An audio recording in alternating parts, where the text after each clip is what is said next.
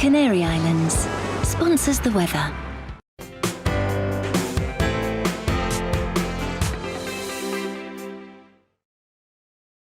Hello there, I'm Eamon. And I'm Isabel. And you're watching the GB News digital stream across the United Kingdom. And around the world. If you're here in the UK, you can also watch us on your TV screen. GB News is Freeview Channel 236. On Sky, we're Channel 515. 626 on Virgin Media. Just remember, you might need to retune your TV to watch the channel. Yeah, and if you are doing that, find out more about retuning by going to gbnews.uk.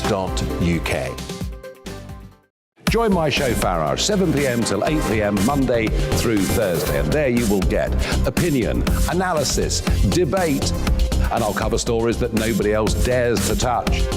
And then for the last 15 minutes, talking pints. We're over a drink. We have a civilised conversation with someone. We very often disagree, but we do it in a grown-up way. Come and join me on Farage.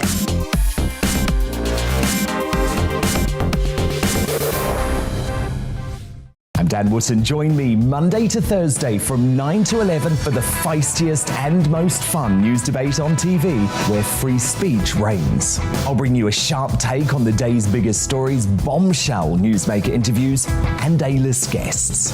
And I guarantee you, no spin, no bias, no censorship, and no reason to go to bed. That's Dan Wootton tonight, Monday to Thursdays from 9 on GB News. Hello there, I'm Eamon Holmes. And I'm Isabel Webster. And we hope you can join us for Breakfast with Eamon and Isabel. You make me laugh out loud, belly laugh. Is that important first thing in the morning? Yeah, absolutely. And there's me trying to be deadly serious. News is a serious business. Yeah, I have to rein you in sometimes. Well, it doesn't stop us laughing at it. It doesn't stop us having an opinion on what's going on. Yeah. And it certainly will not stop us reflecting what you think. Weekdays from 6 to 9:30 on GB News.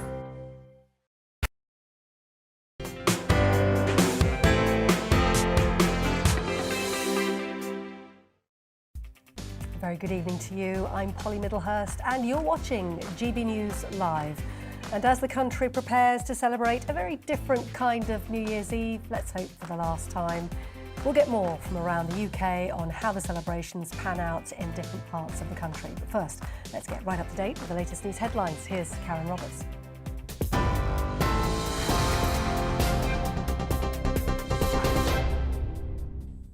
Thank you, Polly. These are the latest headlines. The sentences of the stepmother and father who killed Arthur Labinjo Hughes have been referred to the Court of Appeal for being too lenient.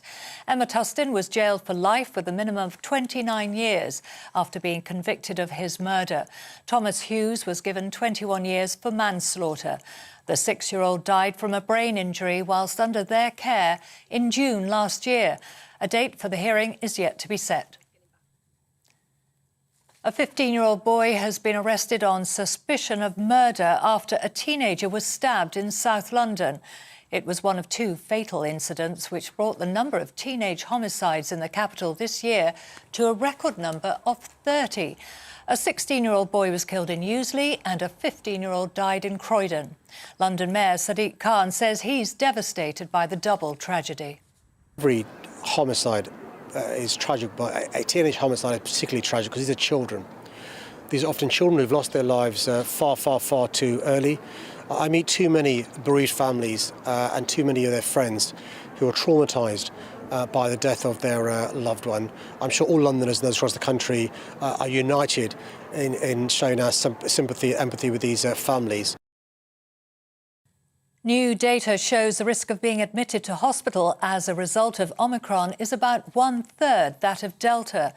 The UK Health Security Agency studied more than 1 million cases of both variants. It found booster jabs are extremely effective against Omicron, with a 3rd dose leading to an 81% reduction in the risk of hospital admissions compared to unvaccinated cases.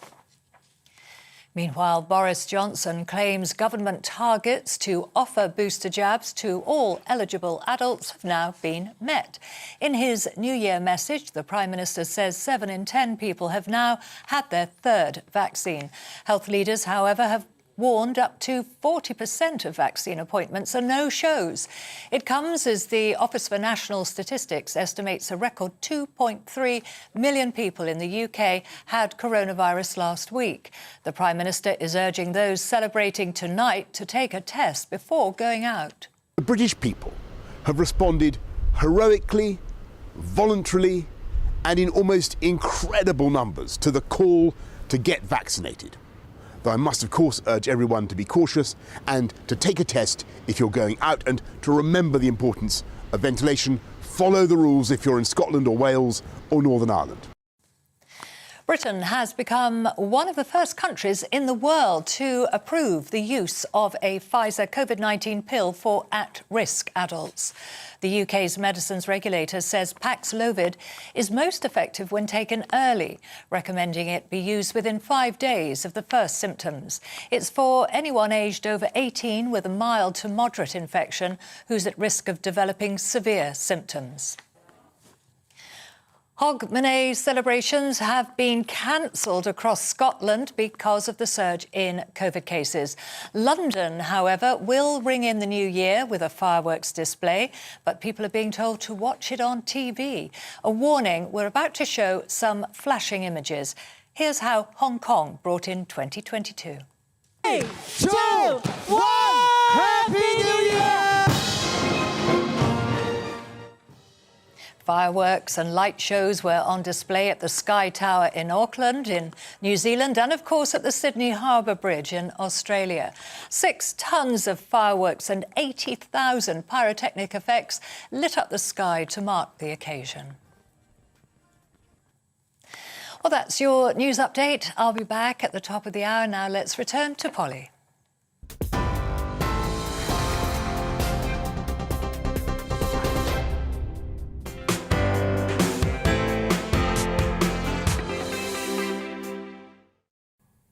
And a very good evening to you. A happy New Year's Eve to you here on GB News Live. How are you planning to see in 2022? It'll no doubt depend whereabouts in the country you are, and indeed which restrictions might or might not be in place. Certainly in Scotland, people are being urged to stay at home and avoid travelling to England for New Year's Eve celebrations. Traditional large-scale Hogmanay festivities have been cancelled as part of COVID-19 restrictions, which came into force at the weekend. Bars. Newcastle is a destination party city. Clubbers from across the UK and around the globe head to Geordieland to bring in the new year. It's known for its warm welcome and cheap pints. It's a huge night for hospitality, tourism and our local economy. We've got nightclubs, we've got late night bars, and there is of course that element of going out. We've got great restaurants, we've got Michelin starred restaurants now, we've got a lovely theatre, we've got beautiful scenery now, walking on the river in the area and going to the coastline. You can come here for 2 or 3 days, you can have a booze-fueled evening, but you'll have a lot of fun around it as well, and you can make Newcastle a really fun place to go away for a couple of days. Let your hair down, and if you come from Scotland, you'll be welcome with open arms. Ollie Volkard owns 20 northeast bars and pubs. 13 of them are in the centre of Newcastle. He believes the Scottish restrictions will bring even more partygoers from across the border. I believe that will be a great benefit to us, Cumbria, probably I would imagine as far down as York, if you're in Edinburgh and you're celebrating a birthday or New Year's Eve or wedding anniversary, you just want to go for a meal with some friends. I think you jump on a train and come down, stay in a hotel, and I think that's really good for us. The Newcastle local authority area has more than 250 bars and pubs. They employ more than 9,000 people. New Year's Eve is big business in our part of the world, but it's not just these party destination bars and clubs that are important or affected on New Year's Eve. It's also family businesses. Across the Tyne in Gateshead is the Nine Pins pub, where the general feeling is that we are ready for a big night out. I'm just hoping that it goes as normal as possible. We are expecting a good turnout. But yeah, it's been a very difficult year to gauge anything. Numbers have been down on what you would expect from previous. There's been no cancellations through COVID.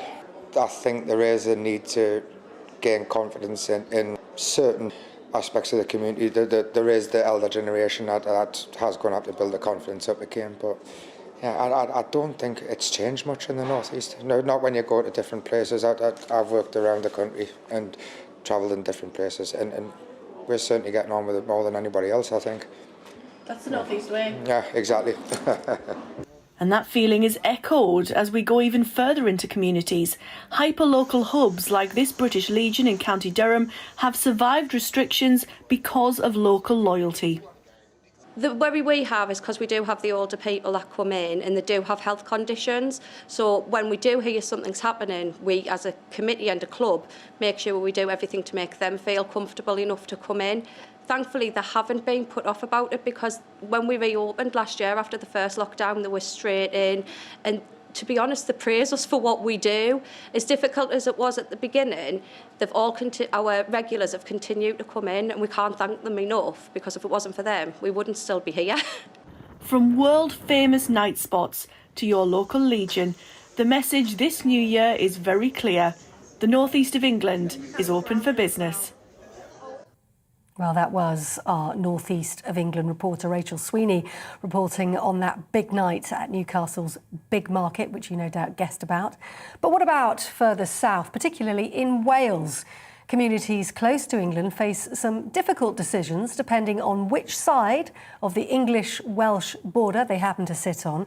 We can take you now live to Wales and talk to the landlady of the Angel Inn in Abergavenny. Chloe, thanks for talking to us. This is Chloe Skinner that we can see here. Tell us about what you're expecting for tonight. A little bit quieter tonight, no doubt. Well, actually, yeah, we have seen a lot of cancellations recently. We were expecting a very sort of muted, understated night. Unfortunately, our New Year has completely been scuppered because we've been identified as a close contact, and we've had to take PCR tests. So we've actually had to close completely, unfortunately. That affected the local community around you? Yeah, absolutely. We're a small pub in a small village, Grosmont, which is about 10 miles from Abergavenny. So it's a very, close-knit community. A lot of people sort of in their older, 50s and 60s, who are, a little bit more vulnerable, a little bit more cautious. Everybody has been extremely sensible, which we're really grateful for. But it makes you very conscious about how you operate and how you go forward when things like this do happen. And yet just over the border, and you are just next to the border, aren't you, in Abergavenny? Completely different set of restrictions. Do you know Welsh families who are deciding to go and party on the other side, as it were? Yeah, absolutely. I mean, we're just a mile from the border here. So the next pub down the road, the Bridge Inn, they're a mile from us, and they're in England. So they're going to be facing a lot of difficult choices this evening about, what they put in place, what they do, who they accept into the pub and things like that. I feel for them quite a lot. For us, it's a loss of revenue, but for them, they're going to have to face a lot of difficult choices about what is the most sensible thing to do. And yeah, we do know of people who are certainly going to be going out and enjoying a New Year's with no restrictions. You put your finger on the nub of the problem there. Enhanced traffic is great if you're a pub landlord or landlady like yourself, but of course you don't want a super spreader event. Absolutely. It comes with the risk. It's great to have extra revenue, but the risk is always there. So it's a bit of a quandary for all of us. We've tried to be as sensible but as pragmatic as possible, take into consideration our finances, but then also, have at the heart of everything that we do, the well-being of our community. So they're in a same position. They run a very similar kind of rural pub to us. So yeah, tough. So when people ask you what you're doing tonight, you say, bit of a quiet one tonight. Well, as I say, unfortunately for us. Let me get you to cast your mind back if I can. Tonight, yeah. Yeah, let me get you to cast your mind back, if I may, to this time last year. Was it as quiet? And the year before that, how different it was? Well, this time last year we had the full restrictions in place, so we were closed once again. We've actually only run the pub for just over 2 years. So in 2019, that was our first New Year's Eve bash. It was amazing. We had live music. We had everybody turn out. The pub was packed. It was absolutely brilliant. We thought, oh, this is fantastic. You know, we're running a brilliant pub in a brilliant place with a fantastic community. What could go wrong? And then, of course, March came and COVID came, and it's been a very different scenario since then. So let's look forward then, if we can, and I hope I'm able to talk to you in 2022 at the end of, and ask you about what happens at the end of this next year. What are you hoping for? I just hope we can, as I say, have some live music, we can dance, we can get together. We're such a tight-knit community here. We've been welcomed by everybody in the community. You know, they've supported us amazingly through lockdown and everything else that we've been through. So we just hope that we can get together, celebrate, dance, drink, and do it right. It's amongst the community that's supported you so well, from what you've said, that there's a kind of a pent-up feeling that we really need now to be able to relax, and that if we're okay this time next year, that it's going to be one party you'll never forget. Definitely. Everything we've heard from everybody, all of our regulars, is please let 2022 be better. You know, please let us just do what we need to do and get all of this out of our system, because we're really in need of it now. Take us through then your quiet New Year's Eve tonight. Are you going to stand on a bedroom balcony or look out of a loft window or go to a high space and check the fireworks and clink glasses? How's it going to be for you tonight, Chloe? As I say, we're both isolating, myself and my partner who run the pub. We live above the pub as well, so isolating is the most sensible thing to do while we await our PCR test results. But we will be, definitely cheersing out of the front window, maybe a glass in hand. We've left a barrel out the front of the pub so that the locals can come down and fill up their flagons, which they use during lockdown, and hopefully, you know, we'll get to say happy New Year. Lovely to hear that. Tell us a little bit more about that. You've left some drink outside, have you, so that people can help themselves? Because obviously we've had to close, you know, the drink would have gone to waste. So we've said to people, you know, we'll put it outside. Come on down, help yourselves, you know, just it's New Year, you've supported us all year, you know, let's just celebrate. And no doubt you'll be chinking a glass from the upstairs window, nice and socially distanced, wishing them the very best for the coming year. Definitely. Well, that's very. After seeing this, I expect that you'll have quite a queue of people queuing up for a pint. Chloe Skinner, an absolute pleasure to talk to you. Well done for your forbearance these last couple of years, and indeed for being so sensible in the face of you know, quite considerable financial challenges. We wish you the very best tonight and for the coming year, and I do hope I can speak to you on the end of 2022. Thank you very much. Chloe Skinner there, the landlady of the Angel Inn in Abergavenny, just a mile from the English border. We're at the Bridge Inn, which she named. They're having quite a party tonight. We'd like to hear from you if you're at the Bridge Inn tonight. A few pictures would be good as well. If you can send them in, that would be great. Coming up on GB News Live, could there be some good news on the Omicron variant front despite another day of record cases? First, though, let's check on the New Year's Eve weather, shall we? Quite milder here. It's time to remind ourselves there's always another winter. Canary Islands sponsors the weather. A very mild start to 2022. It's going to be a blustery day with gusty winds, but although there'll be some rain around, much of the day will be dry and bright. And as I said, very, very mild. Low pressure is sitting out to the west, and that's allowing these southerly winds to bring the mild air. A little chilly across northern Scotland at the moment, and it's not completely dry. There's a weather front here bringing some patchy rain and drizzle. A few showers maybe for Northern Ireland and Scotland, but the bulk of England and Wales dry as we usher in 2022, and wherever you are, it is mild, with temperatures actually climbing across northern Scotland through the early hours, and many places elsewhere staying in double figures or higher. So it's not a cold start, but it will be a largely dry start. There's a line of rain across western parts of England, Wales and Scotland. That'll work from west to east through the morning, but kind of fizzle out as it reaches the Midlands. Could pep up again, though, bringing a bit of rain to East Anglia and the southeast in the afternoon. Showers for Northern Ireland, western Scotland. Very windy here, and a blustery day elsewhere, but with some sunshine. Look at those temperatures again, widely into the teens. Through the course of the evening, that rain likely to stick around across the far southeast. A few showers elsewhere and some heavier bursts of rain during the early hours of Sunday crossing England and Wales.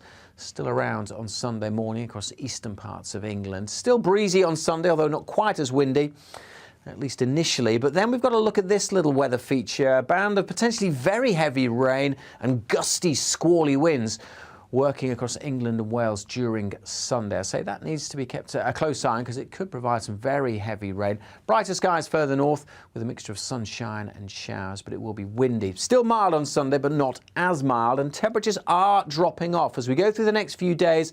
Northerly winds set in, so finally turning a bit colder from Tuesday.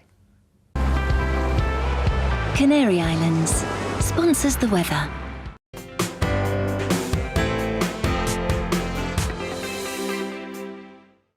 Hello there, I'm Eamon. And I'm Isabel. And you're watching the GB News digital stream across the United Kingdom. And around the world. If you're here in the UK, you can also watch us on your TV screen. GB News is Freeview channel 236. On Sky, we're channel 515. 626 on Virgin Media. Just remember, you might need to retune your TV to watch the channel. Yeah, and if you are doing that, find out more about retuning by going to gbnews.uk. Join my show Farage, 7 p.m. till 8 p.m. Monday through Thursday, and there you will get opinion, analysis, debate, and I'll cover stories that nobody else dares to touch. And then for the last 15 minutes, talking pints. We're over a drink. We have a civilised conversation with someone.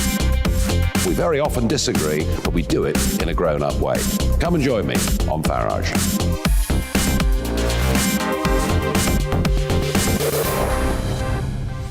I'm Dan Wootton. Join me Monday to Thursday from 9 to 11 for the feistiest and most fun news debate on TV, where free speech reigns. I'll bring you a sharp take on the day's biggest stories, bombshell newsmaker interviews, and A-list guests. And I guarantee you, no spin, no bias, no censorship, and no reason to go to bed.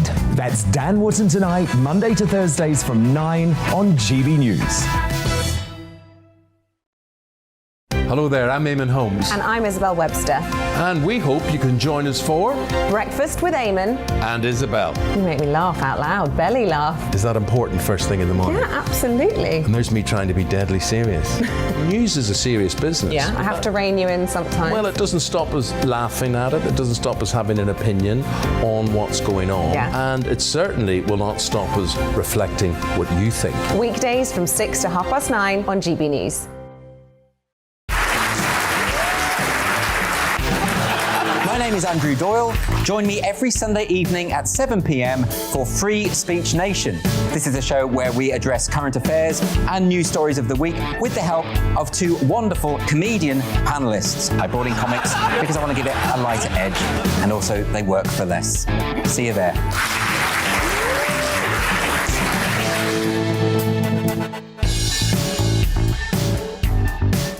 Join me, Mark White, here on GB News. For more than 2 decades, I've been at the sharp end of reporting crime and security at home and abroad.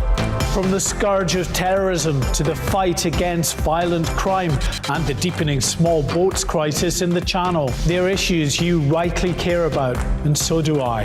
As GB News Home and Security Editor, my focus will be on the stories that matter to you.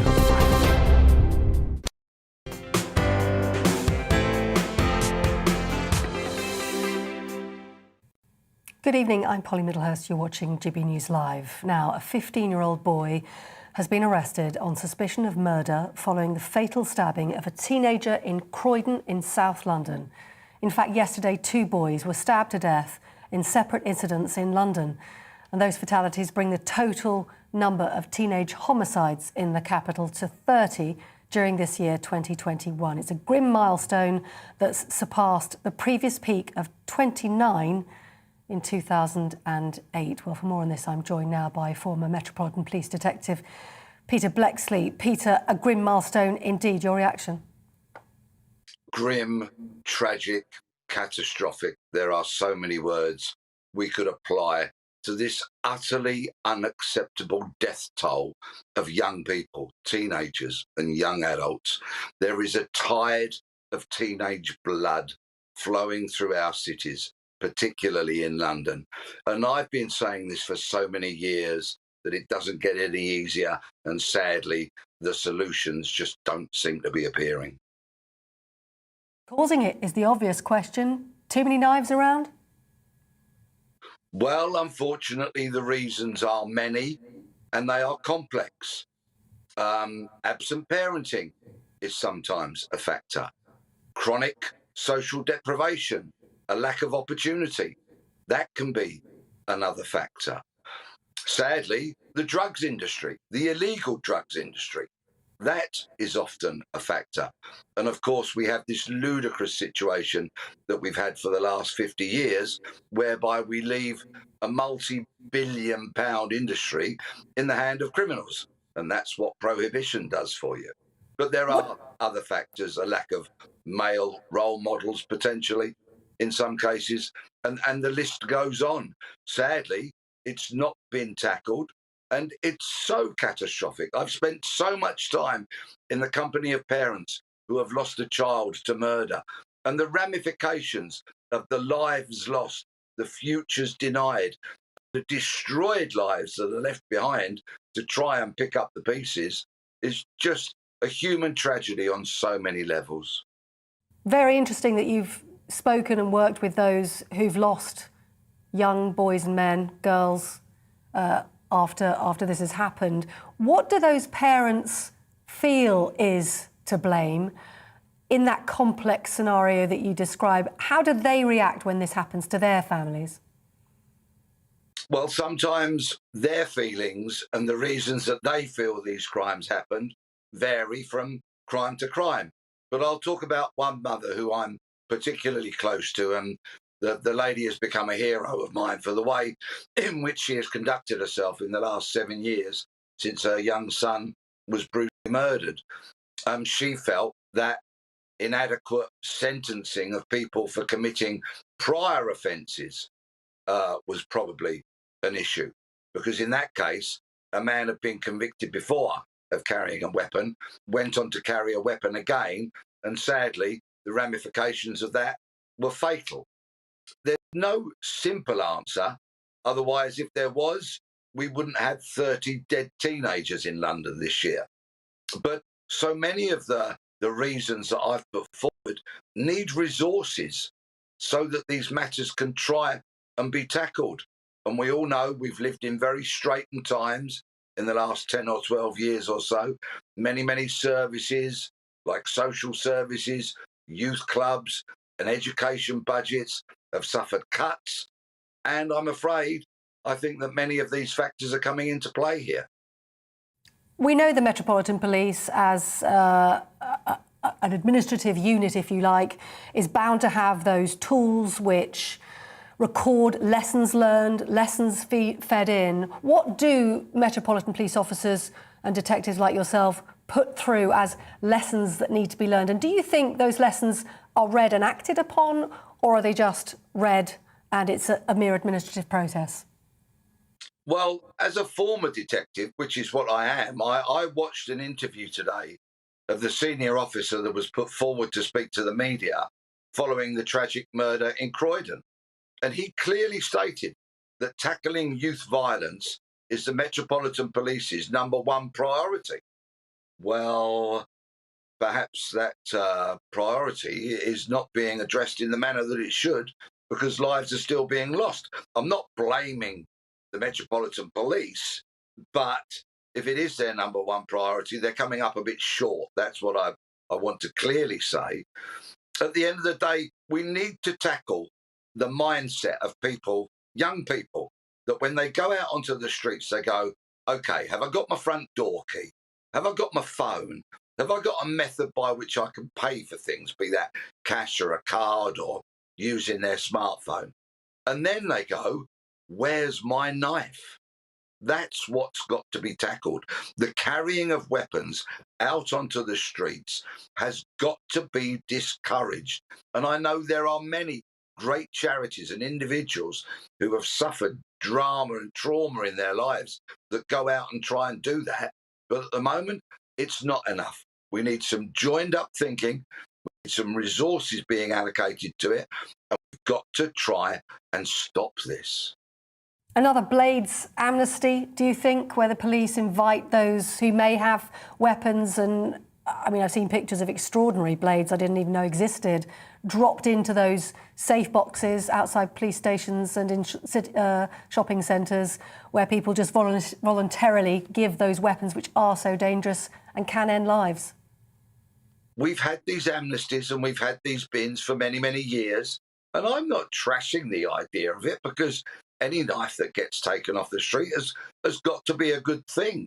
But yet again, that is not the single answer.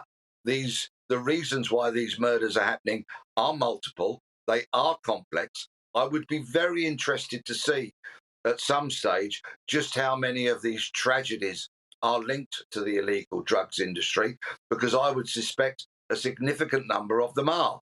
I heard today somebody putting forward COVID as a possible reason. Excuse me, because young people have not been socialising and going to school like they once did. I'm not convinced over that, but provide me with the irrefutable evidence and I'll digest it and believe it. The reasons are multiple. They are complex. I make no apology for repeating that. And they have to be tackled in some joined up thinking, in the round, as people often say, to get all these aspects covered. Not all of them will apply to every case, but clearly some will do, I would suspect, to many. And we've got to stop these tragedies. The tragedy that is left behind for those to pick up the pieces, whose lives will simply never be the same. You lose a child in a manner such as this, and your life is never the same. It is blighted forever. I know that only too well through the friends and the other people that I've spent time with who have gone through this. This has got to stop. We can feel your passion, and it's so valuable to talk to somebody like yourself, a former detective who's seen this at close hand. Talking a bit more, though, if we can, Peter, about that complex picture which must be addressed, whether it's funding in education, in policing and so on. You mentioned all the different points. What about the fact that it's so easy to buy a knife? Yes, you have to be over 18, but shops have to be tackled on this too, don't they? Yes, and the law has been changed. Fairly recent legislation has altered the sale of knives. And if you go into pretty much any kind of, shop that sells knives, you will see signs saying you have to prove that you are of a particular age. But of course, a knife is an everyday thing. Every single household in the land has a knife in it. And therefore they are easier for people to lay their hands on than, say, firearms, although tragically they are too readily accessible. But that's another debate for another time, perhaps. Some of these awful weapons that we see, these knives, hunting knives and the like, of course, can be bought very easily on the dark web, that part of the internet that most of us don't go to, but it's very easy to access. You can buy anything you want on the dark web, and you can have it delivered to your door. And that, I'm afraid, is yet again another possible reason for why some of these horrendous weapons appear on our streets so often. Peter, one last question before we finish our conversation. We can see that you're passionate about this. We can see you have a lot of experience in this field. Isolate, if you can, for us from your memory, one particular case and describe it to us that has made you feel this passion, that this must come to an end. Well, this was the murder of not a teenager, but still a very young man who was 21 years old called Josh Hanson, who was brutally murdered in a knife attack in Hillingdon 7 years ago. His mother, Tracy Hanson, is an absolute hero of mine. She campaigns tirelessly. She goes into schools and other youth organisations to try and dissuade people from picking up a knife and taking it out onto the street. She runs art classes for those who have been bereaved by murder and manslaughter. She does so much more that I would be here all night if I was extolling the virtues of this absolutely remarkable woman who lost her much-loved son in a brutal knife attack. I know Tracy very well, her sister. I've met Josh's grandmother and the extended family and friends, and I've seen the impact of these crimes. I went to the Old Bailey and saw the perpetrator sentenced, and still that was regarded as an insufficient sentence. People simply never recover. They just learn to cope. Peter, invaluable testimony. Thank you very much for speaking to us today. We hope that what you've had to say has led people to a greater level of understanding as to how complex this situation is. Thanks very much indeed. Thank you.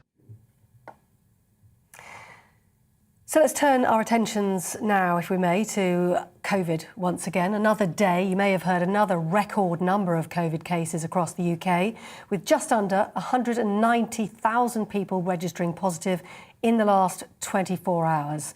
But there is, believe it or not, some better news. We have new data now showing the risk of being admitted to hospital as a result of catching the Omicron variant, that's the one that's sweeping around the country so quickly, is now officially about 1/3 of that of those who are admitted with Delta. This is according to the UK Health Security Agency. They have studied more than 1 million cases of both variants, and they found booster jabs are extremely effective, first of all, against Omicron, with a third dose leading to an 81% reduction in the risk of hospital admissions compared to unvaccinated cases. Well, earlier, Professor Carol Sikora joined Colin Brazier here on GB News, and he stressed the need to pay far more attention at the moment to the number of people in hospital because of COVID rather than case numbers. Take a look. When you look at it, what's happened is plateaued. The numbers have gone through the roof, as we all know. Nearly 200,000. There are almost certainly probably 300,000 or 400,000 people are just not testing. They can't get the kits, or they don't bother to do it. So the numbers are very high, but the severity is very low, really low. And it's still mainly older people that die. And the death rate is going down all the time. Numbers up, death rate down. This is great news. And what it's all about is the virus evolving itself to be endemic. It's the road to endemicity. It's going to be, it wants to live with us. It wants us to live with it. And it's inevitable. Zero COVID is not achievable. This is the way it's going to end. Just becoming a common cold-like illness for most people. People do die of the common cold. They die of influenza. So we can't escape the fact there will be deaths, but we've got to restore society back to normal. And that's what we're seeing coming now. I think the next month it'll blow over. Will there be another one? The next letter of the Greek alphabet is pi. Who knows? I suspect pi will be even milder than Omicron, and that's the way these serial infections go. And it's good for me because I'm a cancer specialist. What do I know about infection? But it means we can get back to business as normal. And we've talked before, and you've written extensively about this huge oncological tsunami that's going to crash over us, so many people with undiagnosed tumours and all the rest of it. Just a thought about that news earlier this week that we had the NHS in England saying we're going to have 8 new Nightingale hubs if there is to be a surge in COVID cases. What did you make of that? Was it entirely prudent to do that, and we can understand and applaud the decision to do it, or do you think it was perhaps a little bit of scaremongering?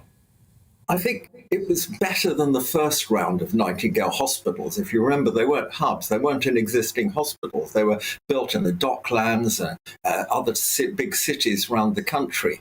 And the real question is, where are they going to get the staff? It's easy to build these structures. You get the army in, you get all sorts of constructors, and it comes. But where do you get the staff? Having it in hospitals makes sense. Do we really need them? At the moment, we don't. The number of people in intensive care units is dropping every day. which is good news. So I would concentrate on getting this thing, getting normality into the health service, treating the diseases it treats, getting rid of the 6 million or more people on a waiting list for something. And there are probably about 10 million in reality, if you include things like waiting for a scan, waiting for a biopsy, this sort of thing. So we've got to get moving. And I think it's a diversion. It's something politicians can do. And everyone says, well, that seems a reasonable idea. But in reality, again, where do you get the staff from? Interesting. You say it's something that politicians do. I think there has been a question mark this week about to what extent we're seeing health officials in Whitehall making decisions that perhaps over the Christmas period politicians might ordinarily make. That's a slightly it's an abstract point about the nature of politics. Just to go back to where we started on cases, I get the sense now that people are becoming more aware of this fundamental division that's often, I would say, not highlighted enough, where there are cases where people are in hospital and their name appears or they become a number on the ledger of people with COVID, but actually it's coincidental. They're in there for something else and they happen to have COVID, as opposed to people who are in hospital because of COVID. Yes, I mean, it's so difficult. Different countries in Britain have got different ways of counting COVID admissions. The real way to count a COVID admission is someone that comes to hospital because they have COVID, and that's why they're in hospital. If they had a heart attack or they've been involved in a road accident, that shouldn't count as a COVID admission. But the definition is that 28 days before in that period they've tested positive, and that it's a sort of false definition, but it's a binary thing. You either had or haven't had COVID in the last 28 days. If you start putting a value judgment in, someone has to make the value judgment how much of their hospital admission is contributed to by a COVID-like illness, and that's much more difficult and less objective. So I reckon about 50% of people that are claimed to be in hospital for COVID are there because of some other reason. They'd be in hospital anyway, whether they had COVID or not. So it's not overloading the system. And that's why the health service is working reasonably well under the circumstances, despite the doom-mongering from the doctors' unions, the nurses' unions, the Confederation of the NHS and so on. The reality is it's ticking along. It's under-capacitized. It always is. Every winter we have winter pressures, euphemism for not enough capacity to deal with older people that get chest infections. And, I was a medical student nearly 50 years ago, and it was then exactly the same as now. It's not different. Year on year, the same thing. Professor Carol Sikora there talking to Colin Brazier earlier on, reflecting on indeed what's happening with the COVID situation in the UK. Coming up, we'll be looking back at a busy 2021 in politics, as well as reviewing the past 12 months in sport. Lots to look forward to. See you in a bit.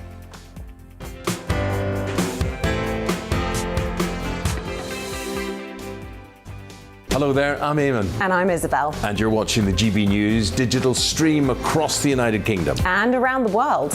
If you're here in the UK, you can also watch us on your TV screen. GB News is Freeview channel 236. On Sky, we're channel 515. 626 on Virgin Media. Just remember, you might need to retune your TV to watch the channel. Yeah, and if you are doing that, find out more about retuning by going to gbnews.uk. Join my show Farrar, 7 p.m. till 8 p.m. Monday through Thursday, and there you will get opinion, analysis, debate, and I'll cover stories that nobody else dares to touch. And then for the last 15 minutes, talking pints. We're over a drink. We have a civilized conversation with someone. We very often disagree, but we do it in a grown-up way. Come and join me on Farage.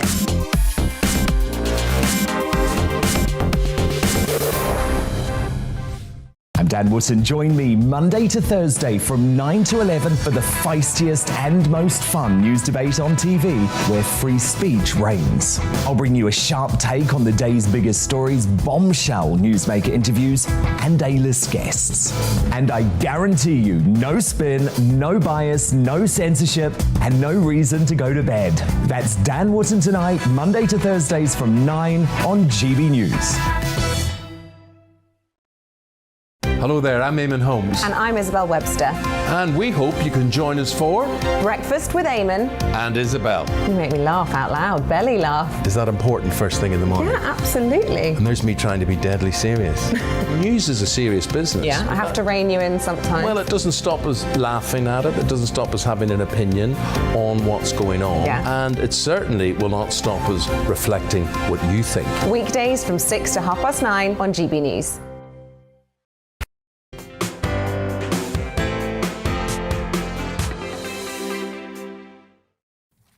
Welcome back. GB News Live with me, Polly Middlehurst, and you have been emailing us. Thank you very much for taking the time to get in touch today. Let's see what you've made of today's talking points. First of all, this from Bob Nuttall. If you don't mind, I'll put my glasses on because I have to, my age. And he's actually referring to the jury coming to a decision and giving a verdict on Ghislaine Maxwell. And he says, Ghislaine Maxwell's brother has stated she won't flip to gain more favourable sentence, but that she is a scapegoat. Why? She has evidence and important information on others involved in the abuse of underage girl, which suggest she's at the heart of the alleged abuse and complicit. Thank you very much, Bob Nuttall, for getting in touch on that one. This now from Carol Beaton, who says, you should have people on the ground reporting what is happening on the streets right now. In Telford, that's in Shropshire, of course, victims of grooming gangs are having their homes and cars attacked by gangs. Thank you for that, Carol. We'll certainly get some of our reporters to look into that. This now from Linda R. In my opinion, some people in society have lost their moral compass, if indeed they had one in the first place. It's time now, she says, for the government to take action with a zero-tolerance approach. Tough love is needed to show offenders there is another way. And she adds, I grew up in the 50s where there was discipline and police were involved with local communities. Bobby's on the ground and in-touch policing. Thank you, R. I'm sure, Linda R. Many people would agree with you on that one. And this now from Ian Wilson. He says, what we need in England is respect for the law and to make the country a safe place to be in again. We need police to continually educate and push the message that if you don't follow the rules, the punishment is severe. That's Ian Wilson. And one last one from Robin Middleton. Seems to me that a mandatory 20-year prison sentence for carrying a knife in a public place with no legitimate reason may be a way of dealing with this problem. Robin Middleton, I should say, getting in touch with that point of view. Thanks very much for getting in touch with us. If you do have a view, gbviews@gbnews.uk is the address. We'd like to hear from you, or you can tweet us at GBNews as well. Now, of course, we know it's been a massive year in Westminster, Holyrood, Stormont and the Senate as we look back on 2021. What were the big political trends? Well, earlier we spoke to Kevin Marr, author and commentator on British and Irish politics, who summed up a fairly turbulent 12 months. I think 2021 can be almost summarised in three words: COVID, Brexit, and Boris.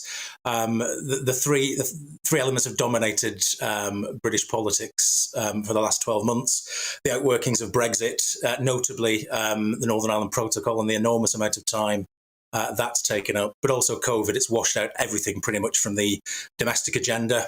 British politics has had a second year effectively in the deep freeze. Parliament, obviously, often sitting virtually.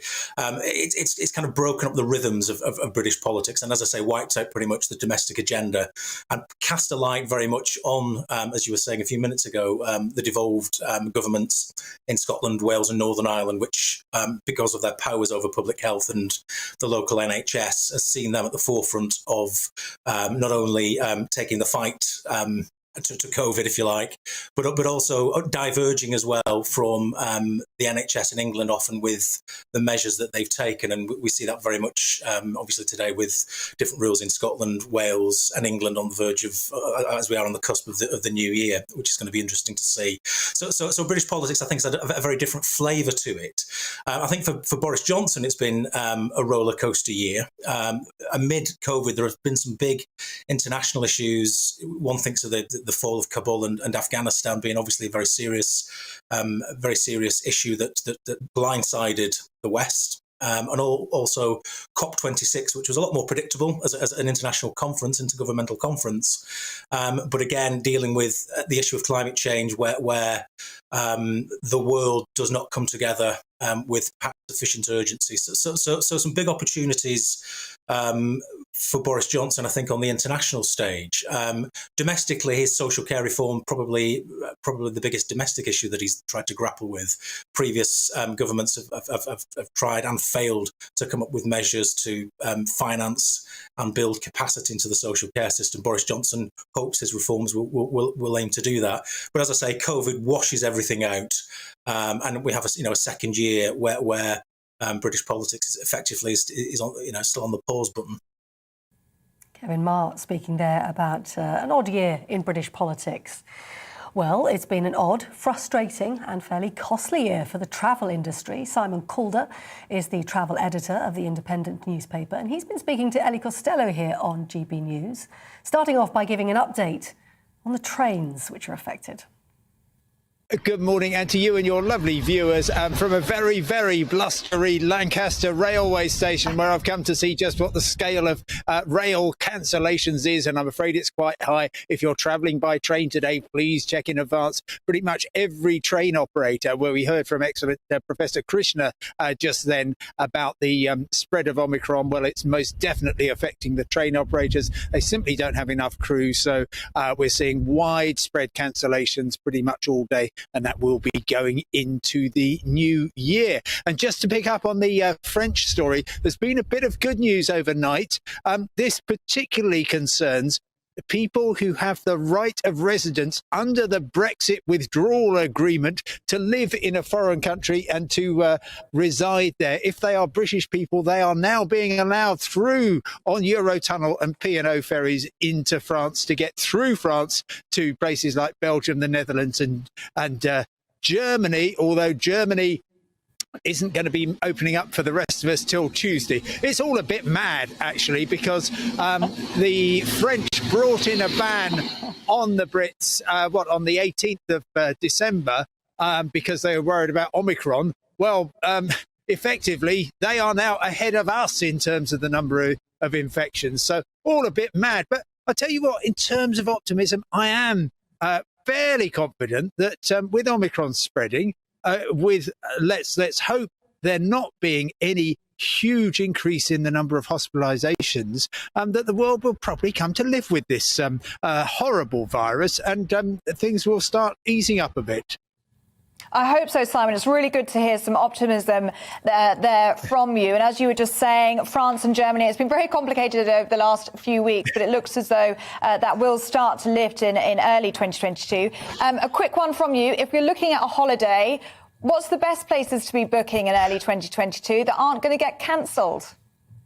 Well, it's impossible to know, of course, and that's such a good question because, of course, many people are actually away at the moment. They're going to come back to this dreadful testing regime where you've got to have a pre-departure test, then a post-arrival PCR, and then quarantine, and that's going to add typically £100 to the cost of your trip. So a lot of people are very cautious. However, I can't think of anything better than heading away somewhere sunny. Now, a lot of people going to Mexico because that's pretty relaxed in terms of getting in. A few restrictions when you get there. Spain, of course, remains extremely popular. The Canaries are actually the place you want to be, and also for guaranteed sun, I'd say the resorts like Sharm el Sheikh in lovely Egypt. Now, the thing is, I'm not booking anything until just a couple of days beforehand. I think in recent times my quickest booking was 2.5 hours before the flight actually left, because I don't want the further you book in advance, the more things could possibly go wrong.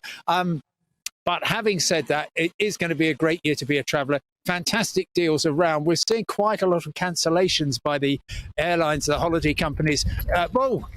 Particularly over it's all very, very windy here. Particularly over the Christmas, over January. But there are some great deals to be had. I just hope people who love skiing, as I do, will be able to get away. That's been very tricky in terms of France and in terms of Austria. But I think they will be opening soon, and we'll all be able to get back to the way we were.